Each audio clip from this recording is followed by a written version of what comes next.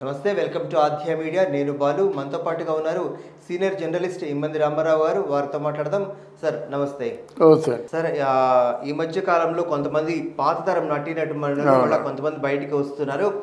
మొన్న నందమూరి తారక రామారావు గారి యొక్క శత జయంతి ఉత్సవాల్లో కూడా పాత తరపు నటులు చాలా మంది మనకు అందులో కనిపించారు. అందులో ప్రభ గారిని ఇంకా చాలా కాలం తర్వాత ఆమెను చూడటం మనము తారసపడింది. సో ప్రభ గారిది కూడా ఒక వైవిధ్యమైనటువంటి పాత్రలు వేశారు. చాలా సినిమాలలో వారి యొక్క ప్రాముఖ్యతను మనం చూస్తూ వస్తున్నాం. అసలు ప్రభ గారి గురించి, వారితో మీకున్నటువంటి అనుబంధం గురించి కొంచెం మాకు తెలియజేస్తారా? అయితే మొన్న ఎన్టీ రామారావు గారి తాలూకు శత జయంతి ఉత్సవంలో చూసినప్పుడు అసలు ఏమి చెక్కు చెదరలేదండి. ఆవిడ చాలా బాగుంది, అందమైన అమ్మగా చాలా బాగుంటుంది కూడా. తర్వాత ఆవిడ మాటల్లో చూసిన తర్వాత నాకు అనిపించింది, ఇది ఎక్కడో దాక్కుంది, ఎందుకు చక్కగా బయటికి రావచ్చు కదా, సెకండ్ ఇన్నింగ్స్ మళ్ళీ ప్రారంభించవచ్చు కదా అని అనిపించింది. ఎందుకు చెప్తున్నానంటే ఈ మాటలు ఆల్మోస్ట్ వాళ్ళు ప్రభ నేను ఒకసారి ఎంటర్ అయ్యాం ఇండస్ట్రీలోకి. ఆవిడ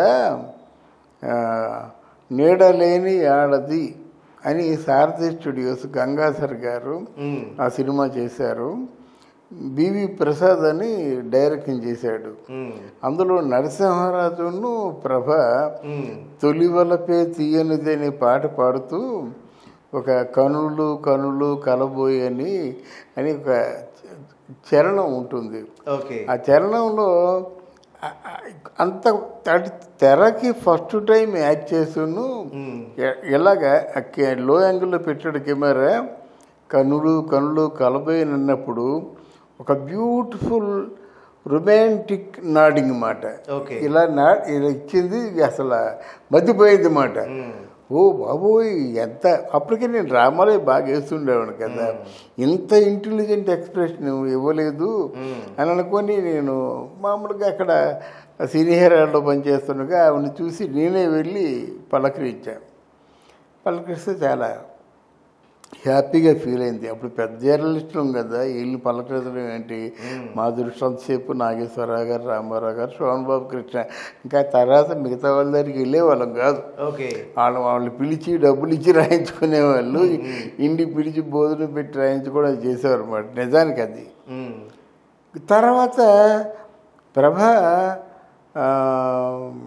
కామెడీ హీరోయిన్గా కొంతకాలం యాక్ట్ చేసింది. గీత, సంగీత, సంసారంలో సరిగమలు, ఇంకా చంద్రమోహన్తో ఎన్ని సినిమాల్లో చేసిందో తెలియదు.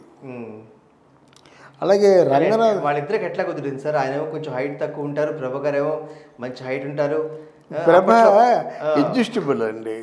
ప్రభ అడ్జస్టబుల్ అంటే నేను విన్నది ఏంటంటే అప్పట్లో భారతి గారు అని చెప్పి ఒక హీరోయిన్ ఉండేవారు.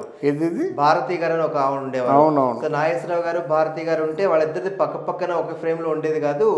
ఒకవేళ ఉన్న నాగేశ్వరరావు గారికి కొంచెం బల్లో లేకపోతే కొంచెం గట్టు ఉంటే అట్లా చేసేవాళ్ళని చెప్పి అనేవాళ్ళు. సో ఎట్లా చేసేవాళ్ళు దీన్ని వీళ్ళిద్దరు కూడా? వీళ్ళిద్దరు ప్రభ పెద్ద హైట్ ఏమి లేదులండి, కానీ మేనేజబుల్. అంటే చంద్రమోహన్ గారి షూస్ వేరేగా ఉంటాయి, 1.5 ఇంచ్ హైట్ ఉంటుంది. అది కానీ ఈజ్ అడ్జస్టబుల్. కనుక ప్రభుత్వం చేస్తున్నప్పుడు మెజారిటీ పార్ట్ ఆవిడ ఎక్కడో పూల చెట్టుకి కొంచెం అలా వంగి సాగిరపడడం ఇలాగ మేనేజ్ చేస్తారు వాళ్ళు. కొరియోగ్రాఫర్స్, కెమెరామెన్లు చాలా తెలివైన వాళ్ళు. ఆ కలర్ కాంబినేషన్, హైట్ కాంబినేషన్ చూసుకుంటారు అన్నమాట. అది బాగానే ఉంది. కానీ రంగనాథ్తో చేసినప్పుడు కొంచెం ఇబ్బంది పడేది. నెంబర్ ఆఫ్ సినిమాలు చేసింది రంగనాథ్తో మాట. వాడి మీద టాకు కూడా ఉండేది. ఇవన్నీ అంటే పుకార్లని వాళ్ళు పట్టించుకునేవారు కాదు, చాలా బాగుండేది. మిగతా వాళ్ళకంటే రంగనాథ్తో ఒక 10% ఎక్కువగా రొమాంటిక్గా యాక్ట్ చేసేది అన్నమాట. వేనవే నువ్వేను సరిగమ విన్నావా పాట ఉంది కదా, ఇట్లాంటివి కానీ, ఇంటింటి రామాయణం కానీ ఈ సినిమాల్లో చాలా మంచి పేరు తెచ్చుకుంది. చాలా సినిమాల్లో కూడా వేసింది ప్రభ. దేవతలారా దీవించండి, ఇట్లాంటి సినిమాలన్నీ కూడా చేసింది. అయితే వాస్తవానికి నా సినిమాలో కూడా చేసింది. ముద్దుల చెల్లెల్లో రంగనాథ్ పక్కన ప్రభే. మా ప్రభ అమ్మ ప్రభ, నేను, గంగాధర్ అని ఒక తమ్ముడు ఉన్నాడు, అందరూ కలిసే ఉండేవాళ్ళం. ఇక వాళ్ళ ఇంట్లో ఏదైనా ఉన్నట్టయితే వండి తీసుకొచ్చి పెట్టిన సందర్భాలు ఉన్నాయి. నేను డైరెక్షన్ చేస్తున్నప్పుడు ఆవిడ గొప్పతనం ఏంటంటే, నా స్నేహితురాలే, నా ఫ్రెండ్ రంగనాథ్ మంచి ఫ్రెండ్ కదా, మరి ఆయనకి కూడా ఫ్రెండే కదా, ₹1 డిమాండ్ చేయలేదండి. ఏమ్మా ఏంటమ్మా నువ్వు చెప్పమ్మా, షూటింగ్ అయిపోతుంది, నీ షూటింగ్ ఫినిష్ అయ్యేలోగా నీకేదో ఇస్తామనుకున్న తృణమో పనమో ఇవ్వాలి కదా. నేను మొదలే చెప్పాను, మీరు ఏమి ఇస్తే తీసుకుంటాను, ₹1 ఇవ్వండి తీసుకుంటానని చెప్పింది. అప్పుడు మీకు ఇచ్చిన చాలా అమౌంట్ చాలా తక్కువ, మరి బయట చెప్పకూడదు. అటువంటి విధంగా అంటే మాట మీద నిలబడే వ్యక్తి. ఒకటి నటిగా మంచి నటి, అంటే ఆ డైలాగులో ఉన్న ఆంతర్యాన్ని అర్థం చేసుకొని నటిస్తుంది. 2, 3 పాట ఉందంటే పాటలో కూడా ఏ భావంతో రాశాడో ఆ పాత్ర తాలూకు ఔచిత్యం బట్టి ఆ భావన ఏమిటో తెలుసుకొని నటిస్తుంది. 3, ఆవిడ కూచిపూడి డ్యాన్సరు, ఇప్పుడు కూడా డ్యాన్స్ ప్రాక్టీస్ చేస్తుంటుంది. అలా శోభానాయుడు కృష్ణుడైతే ఈవిడ రాధ, ఈవిడ కృష్ణుడైతే ఆవిడ రాధ. అంటే ఆవిడలో విశేషాలన్నమాట. తర్వాత ఒక సినిమాలో చూసి మతిపోయిందండి. ఈవిడ్ని చూసి ఎన్టీ రామారావు గారు రెచ్చిపోయారు, అంటే ప్రభను చూసి ఎన్టీ రామారావు గారు రెచ్చిపోయారు, లేదా ఎన్టీ రామారావు గారిని చూసి ప్రభ రెచ్చిపోయిందో నాకు తెలియదు. కానీ దానవీర సూరకర్ణుడు చిత్రం బళారే విచిత్రం, ఆయన గ్రేస్కి ఇంకా నరమానవులు ఎవరు టాలీ చేయలేరు. ఎందుకంటే ఆయన కనుబొమ్మలు యాక్ట్ చేస్తుంటాయి, ఆ చేతిలో ఆ వేళ్ళు కానీ ఆ ముద్రలు కానీ అన్నీ యాక్ట్ చేస్తుంటాయి. ఈవిడ కౌంటర్ ఏమిస్తుందా అని ఆలోచించుకొని చూస్తున్నాను నేను. అక్కడి నుంచి ఈవిడిచ్చిందండి, మొత్తం కళ్ళతో చూస్తూ, నువ్వు చిత్రం అంటున్నావు, నాకు ఎక్కిపోయింది పూర్తిగాను అంటే ఆ తమ్మకం, ఆ మత్తు కళ్ళతో చిత్రం అని చెప్పేసి ఆవిడ ఇవ్వడం కూడా, అంటే నటులకి ఆ పోటీ ఉండాలి. అంటే ఎన్టీ రామారావు గారితో పోటీ వేసిందన్నంత ధైర్యం నాకు చాలదు, కానీ మొత్తానికి ఏంటంటే దానికి సరితూగే ప్రయత్నాలు చేసింది. రామారావు గారితో సరితూగే ప్రయత్నాలు ఎవరు చేయలేరు కదా. శిల్పి కూడా ఒక అందమైన శిల్పం చెక్కితే ఆ శిల్పం రామారావు కంటే కళాహీనంగానే ఉంటుంది.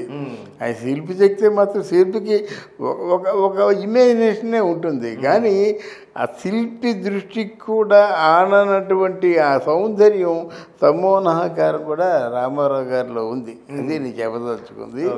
కానీ రామారావు గారితో కూడా చాలా బాగా చేసిన తర్వాత చాలా సినిమాలు చేద్దాం అనుకున్నారు. దాసరి నారాయణరావు గారు కూడా మంచి ఆత్మీయురాలు. ఆ ఇంట్లో ఏదేమైనప్పుడు కూడా మంచి అయినా చెడ్డైనా కుటుంబ ఫంక్షన్లకు కానీ దాసరి నారాయణరావు గారికి ఒంట్లో బాగాలేకపోయినా ఆరోగ్యం బాగాలేకపోయినా ఇంట్లో ఉండేది. అంత ఆత్మీయురాలు. అంటే ఆవిడ స్నేహ పాత్రురాలు అన్నమాట. ప్రభా గారికి పెళ్లి కాలేదు నిజమేనా? పెళ్ళి అయిందండి, 3 చచ్చిపోయాడు. పిల్లలు కూడా ఎవరో ఉన్నట్టుంది, 3 చచ్చిపోయాడు. ఇప్పుడు ఆవిడ చాలా జాగ్రత్తగా, ఆవిడ ఎంత మంచిదంటే ఆవిడ టచ్అప్ గారులు ఉంది.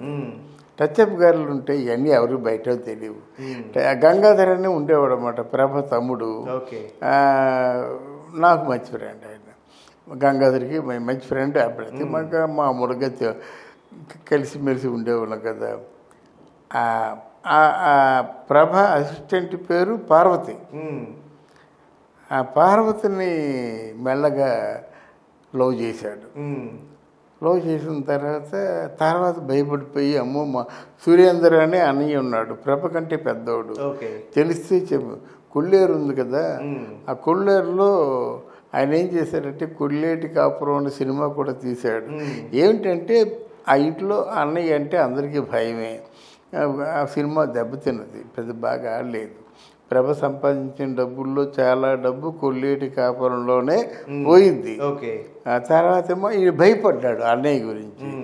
ఇంక నేను మా అన్నయ్య చెప్పలేను, నువ్వు ఇంకేదైనా నీ పెళ్లి చేస్తాములే అనుకున్నారు మొదట. అనుకుంటే ఆవిడ ఏదో చచ్చిపోతాను, ఏదో మింగేస్తాను ఏదో చెప్పినప్పుడు విషయం తెలుసుకున్న ప్రభ ఆడమనిషి ఎవరైనా ప్రేమించినప్పుడు ప్రేమే కదా, పని మనిషి కావచ్చు, టచ్అప్ గర్ల్ కావచ్చు, నాకంటే నా మీద పెద్ద ఆర్టిస్ట్ కావచ్చు, కావాల్సింది మొగుడు కావాలి, ప్రేమించింది, ఇద్దరు ఒకటి అయ్యారు. ఇప్పుడు మనకు కాదంటే ఎలాగవుతుంది అని పెళ్లి చేసింది. ఓకే, ఆవిడలో ఉన్నటువంటి మంచిది మాట, మంచితనం అలాంటిది. డబ్బు సంపాదించింది, పోయింది. ఆవిడ చేసిన పొరపాట్లు సినిమా చేయడం ఒకటి, ఎవరో కొంచెం హైటు గీటు అంతా బాగుంటాడని ఒక వ్యక్తిని చేసుకుంది. చేసుకుంటే కొన్నాళ్ళు బాగానే ఉన్నారు, కానీ అనారోగ్యంతో ఆయన చెడిపోయాడు మాట. దానికి కారణాలు ఎవరు తోచింది వాళ్ళు చెప్తారు, కానీ మొత్తానికి ప్రభ అక్కడతో అయిపోయింది. కానీ గొంతు కానీ మాట్లాడితే చాలా చాలా వినడానికి చెవులకు ఇంపుగా ఉంటుంది. చాలా మంచి వాచకం అండి. హరికథ చెప్పేది కదా చిన్నప్పుడు. హరికథ చెప్పడం వల్ల, హరికథ అంటే సకల కళల సమాహారం కదా, వినడానికి కూడా చాలా శ్రావ్యంగా శృతి శుద్ధంగా ఉండేదన్నమాట. అటువంటి వ్యక్తి అంటే మళ్ళీ ఎందుకు రావటం లేదు సెకండ్ ఇన్నింగ్స్లో అనేదే నా బాధ. ఎందుకంటే అట్లాంటి నటీమణులు రావాలండి. ఎందుకంటే చాలా మదర్ క్యారెక్టర్లకి ఒక ఇంపార్టెన్స్ ఉంటుంది, పెద్దవాళ్ళ క్యారెక్టర్లకి అసలు పెద్దవాళ్ళ క్యారెక్టర్లే లేకుండా చేసేస్తున్నారు. ఒక మదర్కి ఇంపార్టెన్స్ ఉండదు, ఒక వదిలికి ఇంపార్టెన్స్ ఉండదు, ఒక పిన్నికి ఇంపార్టెన్స్ ఉండదు, ఒక మేనత్కి ఇంపార్టెన్స్ ఉండదు. అత్తారింటి దారేదిలో ఆ మేనత్కి ఇచ్చిన ఇంపార్టెన్సే కదా మారుమూలగిపోయింది. అంటే ఒక ఇట్లాంటి క్యారెక్టర్ ఇప్పుడు ఫ్యామిలీ సినిమాలు రావట్లేదు కదా, లవ్స్ అయితే లవ్ లేకపోతే ఫ్యాక్షన్ లేకపోతే అదైతే అంటే మన మనసును స్పందింపజేసే సినిమాలు రావటం లేదు కనుక ఇట్లాంటి ఆర్టిస్టులు ఉంటే బాగుంటుందని నా అభిప్రాయం. రైట్. అంటే ప్రభ గారు లాంటి వాళ్ళు పాతతరం వాళ్ళని ఈ కాలంలో మళ్ళీ కొత్తగా సినిమాల్లోకి తీసుకుంటే వారికి తగ్గ క్యారెక్టర్స్ దొరుకుతాయా, లేకపోతే ఆనాటి ఆ నటీమణులకి ఇంకా ఆదరణ దక్కుతుందంటారా? మంచి ప్రశ్న వేశారు.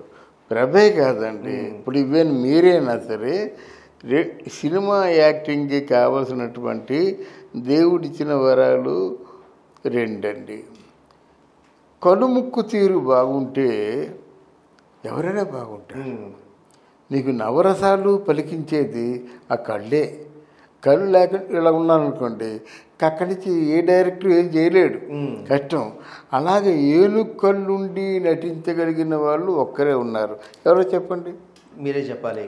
రజనీకాంత్. ఓకే, ఇప్పుడు కళ్ళు ఇలా ఉంటాయి, కానీ ఆ కళ్ళతోనే అలా మెరుపులు మెరిపించి బ్రహ్మాండంగా ఆయన ఇంత సూపర్ స్టార్ అయిపోయాడు అన్నమాట. లేకపోతే మాత్రం కనుముక్కు, ఆయన ముక్కు బాగుంటుంది, ఇంచుమించు ఎన్టీ రామారావు ముక్కులా ఉంటుంది అన్నమాట. కను కొంచెం చిన్నది ఉంటాయి కానీ ముక్కు ఉంటుంది, ఆ చూపులు కూడా దాని డామినేటింగ్గా ఉంటాయి అన్నమాట. అలాగే ఇక ప్రభ ఇప్పుడు ఎంత బాగుంది, చాలా చాలా చాలా ఫిట్ ఫర్ ది ఆర్టిస్ట్ అండి. మంచి శరీరం ఎక్కడ ఫాగ్ అవ్వలేదు, కనుముక్కు తీరు బాగుంది, ఆ వాచకం ఎక్కడ కొంచెం దెబ్బ తినలేదు, చాలా బాగుందన్నమాట. బాగుండి తెర మీద మనం చూసిన తర్వాత ఏమిటో అలా బాగాలేదురా అని అనుకునేలా లేదు. ఓకే, నీకు ఎస్ఆర్ లక్ష్మి వీళ్ళున్నారంటే వాళ్ళ చివరి రోజుల్లో కొన్ని అలవాట్లకి బానిసలు అయిపోయారు. తర్వాత కొత్తగా పాన్ బరాకు అలవాటు రావడం, పాన్ బరాకు ఇవన్నీ ఉన్నాయి కదా గోవాలోను, వాటికి అలవాటు పడ్డారండి చాలామంది. దాంతో పళ్ళన్నీ నల్లగా అయిపోయి ఇంకా మాట్లాడలేక వాళ్ళు కొంతమంది పాడయ్యారు. పెద్ద సూపర్ స్టార్స్ సైతం ఈ ఒక్కప్పుడు ఈ గోవాలు రోజుకొక 50 మింగేసి వాళ్ళు మొత్తానికి విధంగా పాడైపోయాయి. ఓకే, అయితే నాకు తెలిసినంత వరకు ప్రభ గారు శృతి మించి కానీ లిమిట్ దాటి ఎక్కడ నటించడంలో కానీ, సాధారణంగా ఆ కాలంలో కూడా కొంతమంది నటీనటుమణులు కొంచెం శృతి మించి డాన్స్ చేసిన పాటలు చాలా ఉన్నాయి ఆ కాలం హీరోయిన్లు కూడా. కానీ ప్రభ గారికి ఎక్కడా కూడాను ఒక స్థాయిని దాటి స్కిన్ షో ఎక్కడ చేసినట్టు నేను ఎక్కడ దాఖలా లేదు. అంటే ప్రభ అడగడానికి భయపడేవాళ్ళ, లేకపోతే ఆమె చేయడానికి ఇష్టం ఉండేది కదా? లేదు, ప్రభ చాలా చాలా ఫ్లెక్సిబుల్ ఆర్టిస్ట్ అండి. రంగనాథ్తో ఎంత అటాచ్మెంట్ ఉండేదో చంద్రమోహన్తో అంత అటాచ్మెంట్ ఉండేది, మురళీమోహన్తో అంత అటాచ్మెంట్ ఉండేది, గిరిబాబుతో కూడా అంత అటాచ్మెంట్ ఉండేది. వీళ్ళందరూ ఏడిపించేవాళ్ళు. రంగనాథ్ వీళ్ళందరూ, గిరిబాబు, మురళీమోహన్, చంద్రమోహన్ వీళ్ళందరూ మాదాల రంగారావు ఏడిపించేవారు అన్నమాట. అయితే ఎక్కడ కూడా మనసులో పట్టించుకునేది కాదు, సరదాగా వాళ్ళతో పాటు ఉండేది. ఇప్పుడు మామూలుగా ఆవిడకి ఏంటంటే వీళ్ళతో కాలక్షేపం చేయడం ఒక ఆనందం. దాంతో ఏది తెప్పించుకొని తిన్నాం. అయితే వీళ్ళు కొల్లేరు కదా, పక్కనే ఉంటుంది వాళ్ళ ఊరు. అక్కడ కొల్లేరు నుంచి చేపలు తెస్తారు. అవి చాలా మంచి వెరైటీ చేపలు అన్నమాట. అవి పులుసు వండించి తీసుకొచ్చేది. అలా మా సినిమా షూటింగ్లో కూడా ముద్దుల చెల్లెల్లో ఒక క్యారియర్తో పులుసు తీసుకొచ్చిందన్నమాట. రంగనాథ్, మురళీమోహన్, ముచ్చళ్ళన్న, నేను అందరం బాగా తిన్నాం. మంచి స్నేహపాత్రురాలు అన్నమాట. ఎవరిని అకారణంగా మాట్లాడేది కాదు, ఎవరు అకారణంగా మాట్లాడినా పట్టించుకునేది కాదు. రైట్, థ్యాంక్ యూ అండి. Thank you.